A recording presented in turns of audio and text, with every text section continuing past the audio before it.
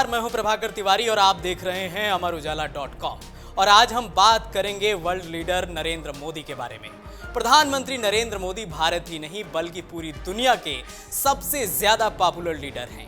तमाम एजेंसियां समय समय पर प्रधानमंत्री नरेंद्र मोदी की पॉपुलैरिटी की रिपोर्ट प्रकाशित करती रही हैं, लेकिन पीएम मोदी के लिए भारत में साल 2023 की बात करें तो सबसे ज्यादा बेहतर रहा है। हम सबसे पहले बात करेंगे चुनावी नजरिए से। 5 राज्यों में हुए विधानसभा चुनाव के नतीजों का पूरे देश को इंतजार था। जहां भारतीय जनता पार्टी ने 3 राज्यों में बाजी मार ली, उसने न केवल शानदार बैटिंग और बॉलिंग की, अलबत्ता फील्डिंग सेट करने में भी निकटतम प्रतिद्वंदी कांग्रेस को कोसों पीछे छोड़ दिया। उसने अपनी पिच पर मैच तो जीता ही, कांग्रेस के मैदान में घुसकर उसे ढेर कर दिया। मध्य प्रदेश, छत्तीसगढ़ और राजस्थान में बीजेपी को स्पष्ट जनादेश मिल गया। जनता ने बीजेपी को चुनने में इफ एंड बट की गुंजाइश नहीं छोड़ी। यह चुनाव कई मायनों में बहुत अहम है। इन्हें अगले साल होने वाले लोकसभा चुनाव से पहले सेमीफाइनल बताया जा रहा था। इस सेमीफाइनल में बीजेपी ने पीएम मोदी को चेहरा बनाया था, यानी उसने किसी भी राज्य में पहले से सीएम के चेहरे का ऐलान नहीं किया था। यहां तक कि पार्टी ने अपने कई केंद्रीय मंत्रियों को भी विधानसभा चुनाव मैदान में उतार दिया था। इसमें बहुत बड़ा रिस्क था, लेकिन जोखिम लेना बीजेपी के पक्ष में साबित हुआ। 2024 से पहले इस जीत के काफी ज्यादा मायने हैं। पीएम मोदी ने दोबारा दिखाया है कि उनका मैजिक बना हुआ है। 5 राज्यों के विधानसभा चुनाव में बीजेपी पीएम मोदी के चेहरे के साथ उतरी थी। उसने सीएम का कैंडिडेट पहले से नहीं घोषित किया था। चुनावी नतीजे आने के बाद लगता है कि ऐसा करना बीजेपी के लिए फायदेमंद साबित हुआ। प्रधानमंत्री नरेंद्र मोदी के गारंटी पर लोगों ने भरोसा जताया। चुनाव के दौरान भी बीजेपी किसी हवाई वादे करने से बची, अलबत्ता वह अपने एजेंडे को समझाने में भी कामयाब साबित हुई। लोकसभा चुनाव के लिहाज से ये काफी महत्वपूर्ण है।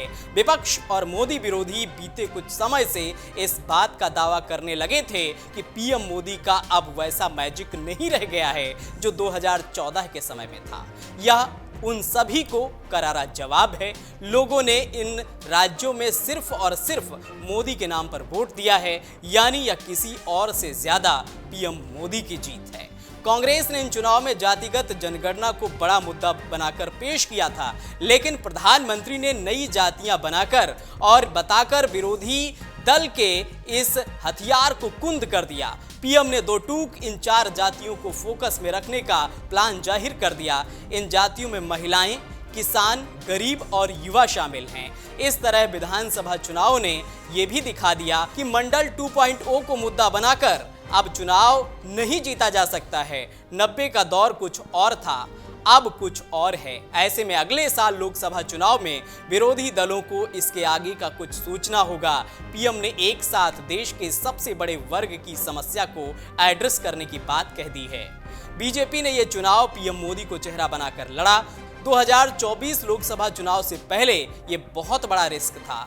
चुनाव परिणाम बीजेपी की अपेक्षा के उलट आते तो ये पीएम की छवि पर बड़े सवाल खड़े कर सकता था, लेकिन बीजेपी वह जोखिम लेने से कतराई नहीं। छत्तीसगढ़ में जहां तकरीबन सभी एग्जिट पोल ने कांग्रेस की जीत के अनुमान जाहिर किए थे, वहां भी बीजेपी ने बाजी पलट दी। ये तो हुई चुनावों की बात, जहां पीएम ने एक बार फिर अपना जलवा दिखाया और अपनी राजनीतिक समझबूझ का लोहा मनवाया। वहीं पीएम मोदी के लिए साल 2023 दूसरे कुछ और मायनों में भी बेहद खास रहा है। चुनाव से पहले जिस आयोजन को लेकर सबसे ज्यादा चर्चा रही है वो है G20 का मंच। पीएम मोदी के नेतृत्व में G20 का जिस तरह से सफल आयोजन हुआ, दुनिया भर के दिग्गज देशों ने भारत की ताकत देखी। पीएम मोदी ने G20 की जिस तरह से अगुवाई की, अपने मंत्रिमंडल के मंत्रियों का इस सम्मेलन के लिए जिस तरह का इस्तेमाल किया, वो काबिले तारीफ था। इस आयोजन के बाद पूरी दुनिया में भारत का डंका बजा और प्रधानमंत्री मोदी ने बदलते भारत और विकसित होते भारत की तस्वीर पूरी दुनिया के सामने पेश कर दी, जिससे भारत के हर नागरिक का सीना गर्व से चौड़ा हो सके। तो चुनावी मैदान से लेकर वैश्विक मंच तक प्रधानमंत्री नरेंद्र मोदी की साल 2023 में हर तरफ चर्चा रही है।